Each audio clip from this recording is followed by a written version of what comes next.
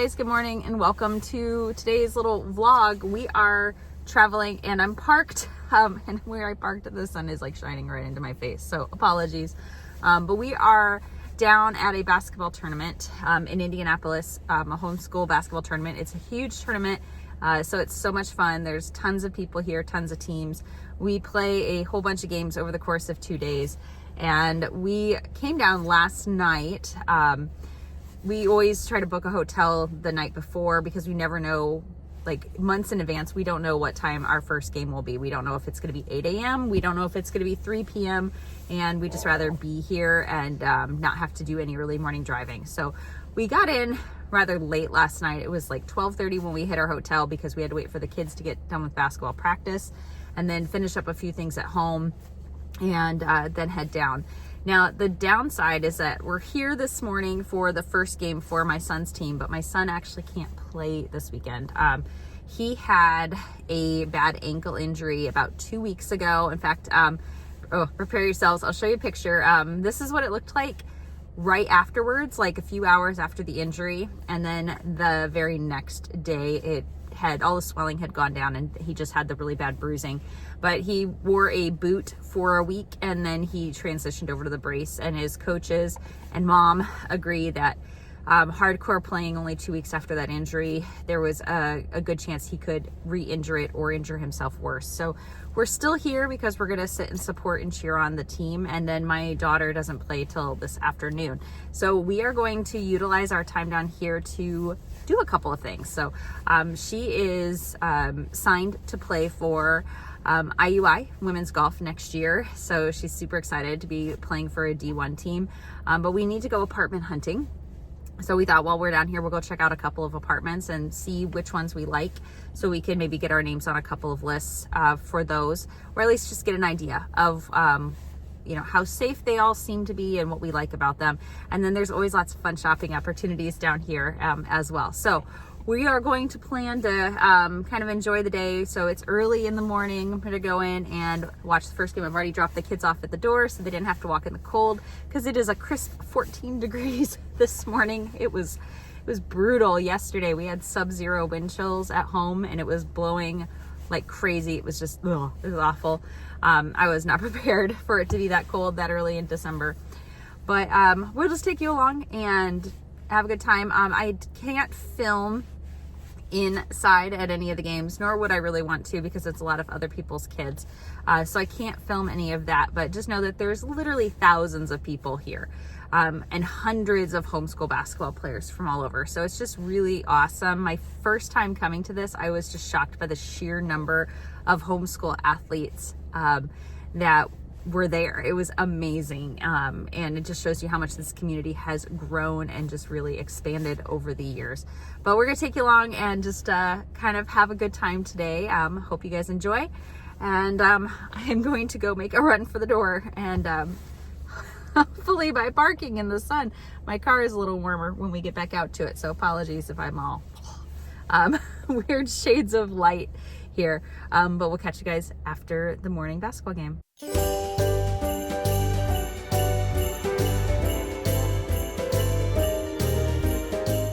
I don't know about you guys, but I am obsessed with Home Goods. I always find the cutest decor while I'm there, and their Christmas stuff is just so beautiful. And once we left Home Goods, of course, it was time for that mandatory IKEA trip. As long as we're down here, we always check it out. And Ethan really, really wanted this dresser that they had for Christmas. So we figured we may as well get it while we were here. I, of course, kept getting distracted by things, but he was on a mission. So we got his dresser, which had to come in 3 huge heavy boxes, naturally.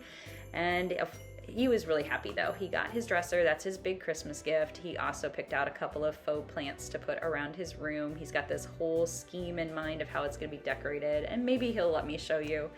World Market is something we don't have at home, so we stopped there, and look at these gorgeous hangings. Wouldn't these be beautiful in a homeschool room? Oh, I wanted them so badly, but I wasn't shopping for myself, so I resisted. I did pick up a tea advent calendar though, because Emma and I have not gotten one for this year. We love drinking tea, and we usually order one from David's Tea. So we got this along with some things to put on hot chocolate. And since we're going to be studying Italy for our Christmas around the world this year, we picked up a little Italian Christmas cake. It's one that we learned about in the lessons. And then breakfast the next morning. Oh, time to get some work done, get a devotional done, and get ready to start the day. Okay, it is day 2. It is Saturday. And I know yesterday's video is kind of all over the place. So we had an early morning game for Ethan's JV team, and they won that game. It was, I think, killing him inside to not play. But his coach later said that he's glad that he's struggling so much with not playing because it means he really wants to be out there. But his coach was also awesome in reiterating why it was important to rest and let his ankle heal up 100%. So way appreciate the coach stepping in and telling him that, because what do I know? I'm just mom and a nurse, so I don't know anything. But well, we got done with that. Now for this tournament in particular, on the first day, games are in 2 different locations. So Emma's game was going to be in the afternoon in a different location, and we had a bit of a gap because her game wasn't until like 3 p.m. So we drove to downtown Indianapolis and we looked at a couple of apartment complexes near where she's going to be going to school. We checked out 2, liked both of them. One's more of like a traditional apartment complex and everything, and the other one is definitely geared more towards students. It's like one building with, I don't know, they said like 150 units in it. Limited number of singles, but it had a lot of cool amenities. There was an attached parking garage. They have like a workout room that was really nice. They have a basketball court, a small pool, like a grilling area, study rooms. Wi-Fi is included. Like, it's definitely geared towards students, and the apartments are pre-furnished with like basic furnishings. But it's definitely a little more modern. I don't know. Like, the whole really ultra modern vibe is not me. Like, the colors in the rooms and the fact that some of the apartments have like concrete floors and stuff. But she said she really didn't care either way. She thought either would be fine.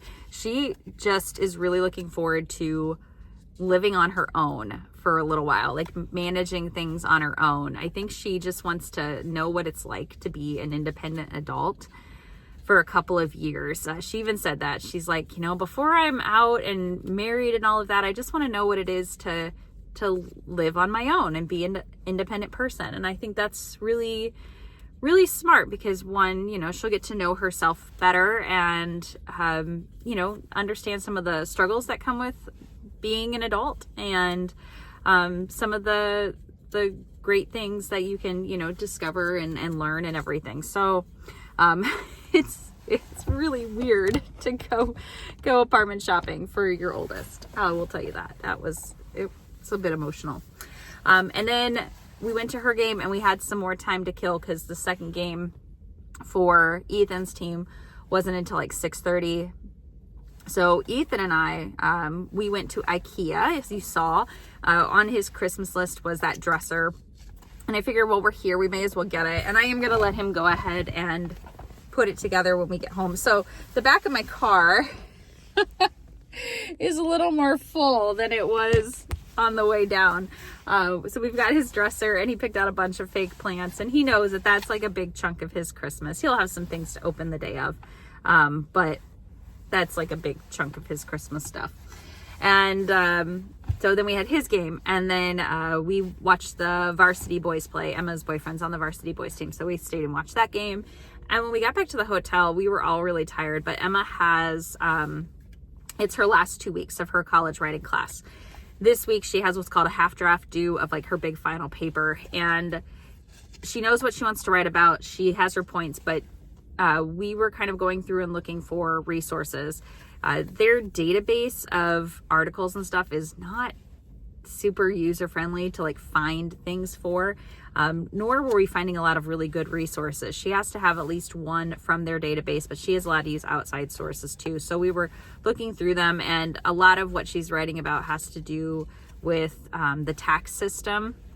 And so I was trying to help her kind of like understand what these different scholarly articles were saying, like helping her with the interpretation of it. And then we all just crashed. So it is Saturday morning. Both of the kids are back over at the athletic center. They wanted to watch some of the younger teams that were playing this morning. The varsity boys have a game this morning too. So I dropped them off there. They're with, other families and a bunch of their friends. They're watching those games this morning. I don't have a game to be at until 1:30. So I am actually down at IUI. So that's where Emma's going to be playing golf next year. I'm going to hit the campus store because I want to pick up sweatshirts and shirts for all of the family members for Christmas. And then we want to get shirts for all of us to wear because we're going to have a signing day. So big official signing day where, they'll do the news story and all of that stuff and photos. So we want to get shirts for the family to all wear for that. So I'm going to go in and get some Christmas shopping done and then head to the games. And that's kind of the plan for right now. So let's get out of this car and walk through the cold to the campus building.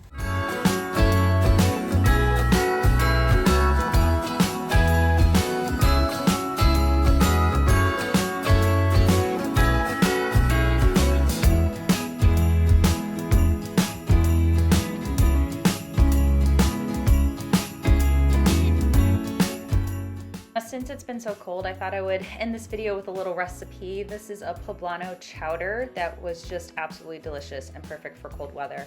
I'm going to broil my poblanos just until the skins are basically blistered. And once they come out of the oven, I'm going to cover them with foil.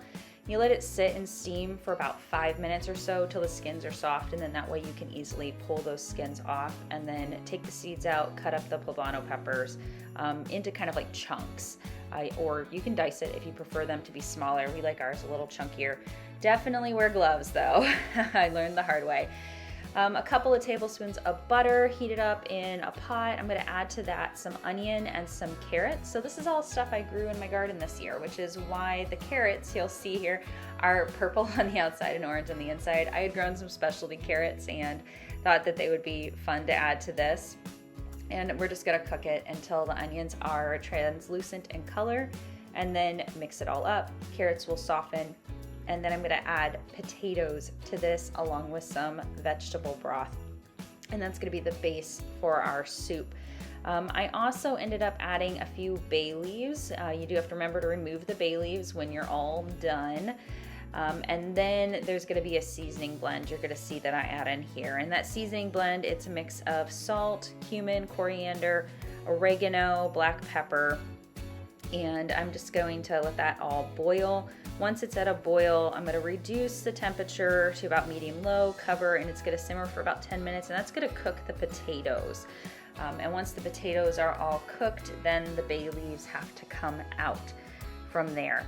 Now, this is the next part, is the part that gets a little bit messy. I think I used my blender for this, yeah.